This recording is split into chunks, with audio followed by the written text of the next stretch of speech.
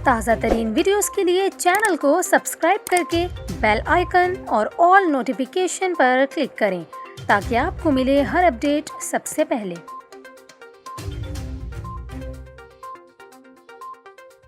और अभी आपको बताएं, कराची के मुख्तलिफ इलाकों में तेज़ हवाओं के साथ अचानक बारिश का सिलसिला शुरू हो गया।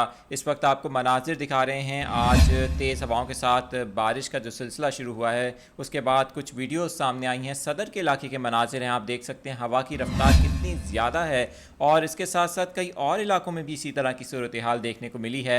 आपको बताएं, शारा फैसल पर जो लोग सफ़र कर रहे थे उन्होंने क्या मनाजिर देखे अचानक से जब बारिश शुरू हुई, आपको वो भी वीडियो दिखाते हैं। और साथ साथ आपको ये भी बताएं कि महकमा मौसमियात ने कल से 2 अक्टूबर तक शहर में तेज़ बारिशों का इम्कान ज़ाहिर किया है।